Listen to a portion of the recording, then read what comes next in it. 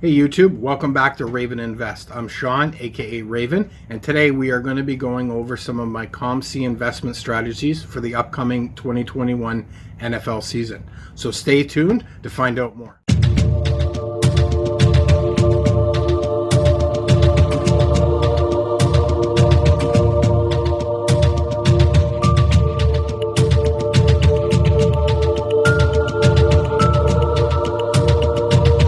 Okay, so let's get started. But first I wanted to say this video strategy series will be in two parts. Part one will mostly be theory. I will go through some of the techniques I use to create DFS lineups that I now use to help pick football card investments. Part two will be more of a practical side where we will go over some of the players I've targeted and what cards I've bought using this strategy so far, and the daily process I've built to help me easily find the deals on my targets.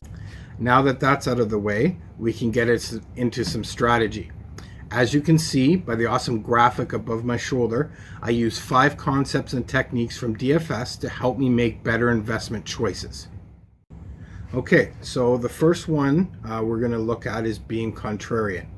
The definition of contrarian is a person who opposes or rejects popular opinion.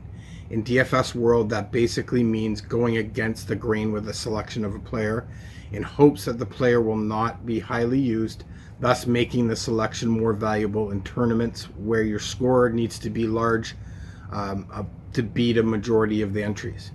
I always remember that quote from Talladega Nights: if you're not first, you're last.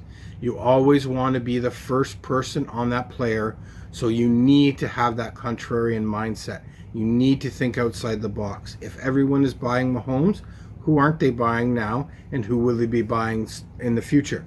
When you have that contrarian mindset, you are always looking for those types of players.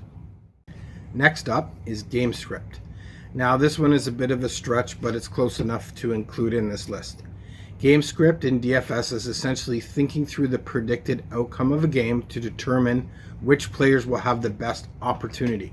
So you think a team will be out to a quick lead and never relinquish that lead, forcing the opponent to abandon the running game in an effort to come back to win. The team that establishes the early lead can afford to now feature its running game, particularly late in the game, to bleed out the clock and sit on its lead. Once you figure out the game script, you can focus in on the right players to target.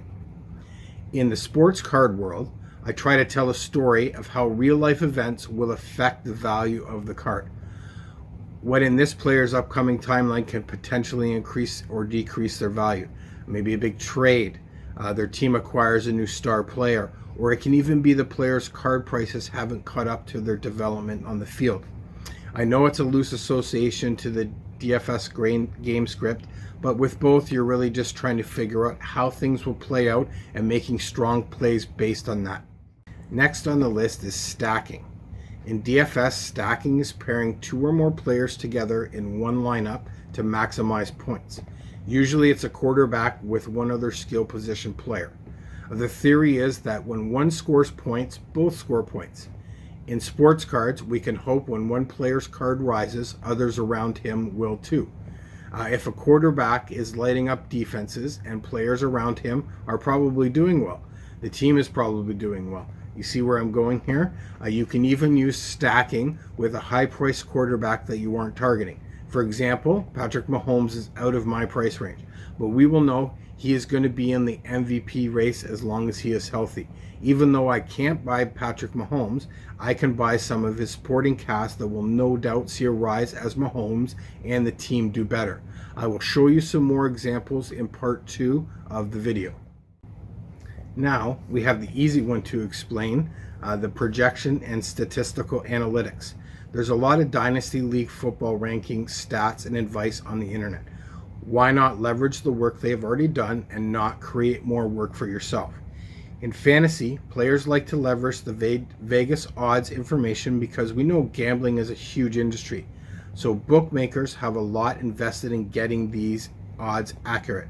So why not leverage the same with fantasy sports into sports cards? People have done the analysis. All you need to do is just find it and read it. When looking at these fantasy projections and analytics, I tend to lean on the dynasty side, as a lot of the daily fantasy advice and rankings can be geared to a weekly matchup rather than a player's true season-long potential and projections. And if you haven't checked out Andy at the Fantasy Football Card Quest, you should do so. He deep dives into the physical metrics of players, and in my eyes, he's the godfather of the fantasy football card world. So last but not least, using optimizer logic.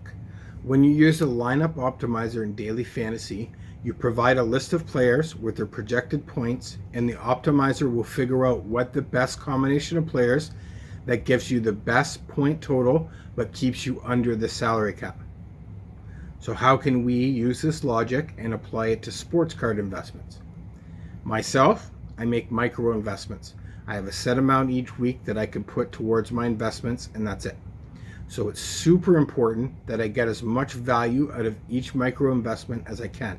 Using the optimizer logic, I can take each week's investment, mimicking the DFS salary cap, and with my list of targeted cards, DFS players, and current prices, DFS player salary, and allow the optimizer to pick the best investments based on my criteria, projected fantasy points. So it gives me the best valuable purchase, a DFS lineup of cards that I'm targeting with my budget. You can customize what criteria and how each card ranks in the criteria, so you can completely set up based on your choice of what you think the best factors are into this card's value. I will be creating a video when my optimizer is complete. I have a version that does a few cards at a time, but I'd like to take a look over my whole target list, so stay tuned for that. So that's it for part one of my COMC investment strategy. Part two will be out shortly, and I will dive more into how I put these principles into real sport card investing. So thanks again for watching. Make sure you hit that like and subscribe button so you don't miss out on any of my future content. And hope you will join me next time on Raven Invest. Everyone stay safe.